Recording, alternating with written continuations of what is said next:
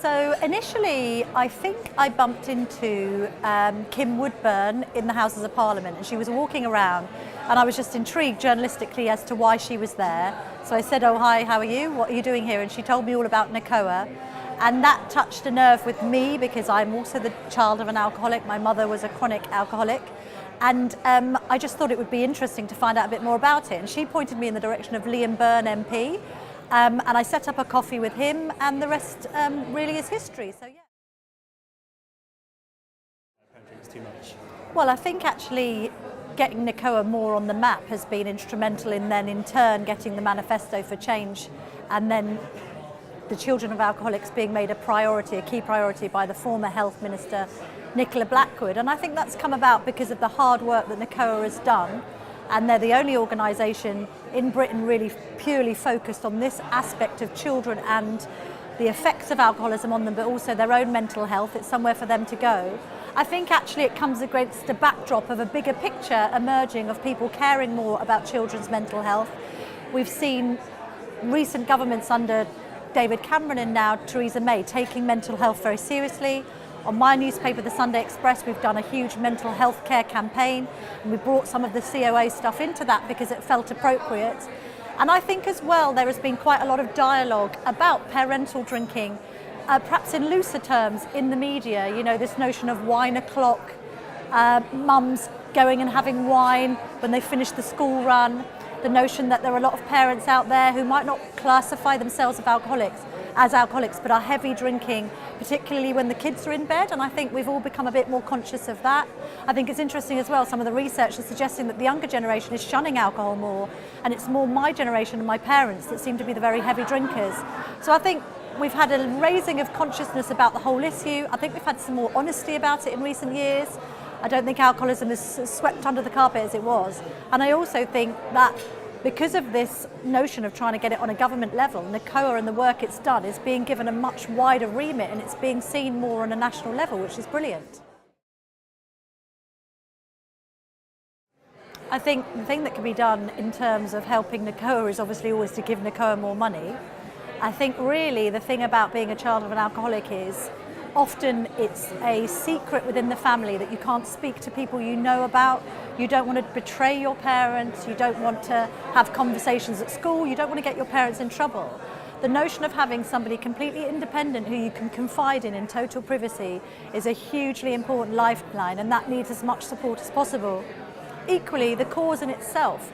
You know, until very recently, there was no one strategy to deal with this particular problem.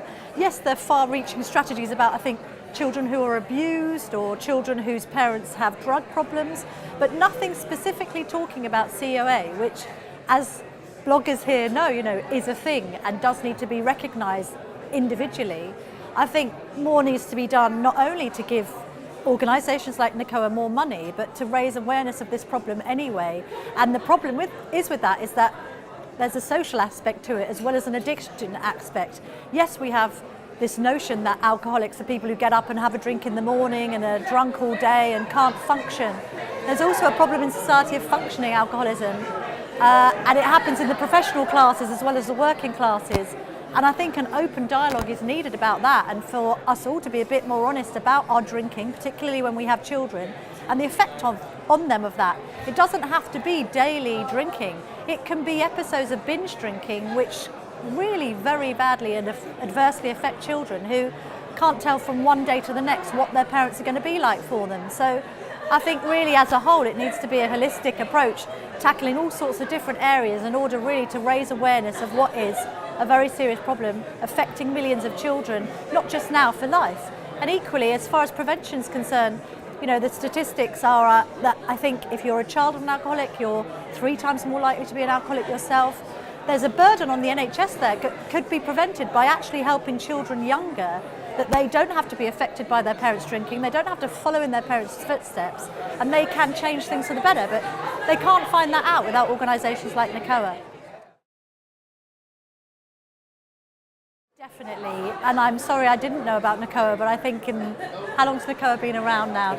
27 years. So actually it would have been so small in those days. I'm now 39, So that would have been around a very difficult time in my life actually, when Nacoa was established and I was in my teens and I didn't really have anyone to turn to, and within my own family we were very secretive and very protective of mum, and we didn't even really start having a dialogue within my own family about this elephant in the room until I was about 14 or 15, which is unbelievable really when you consider that she had been an alcoholic for nearly a decade. So certainly I think as well, the internet isn't always there to be praised, but to have had the ability to go online and just read other people's case studies. I mean, I did that when I discovered Nacoa as an adult, and I was crying and had a lump in my throat because I could recognise from the children that were writing in and sharing their experiences, I knew how that felt.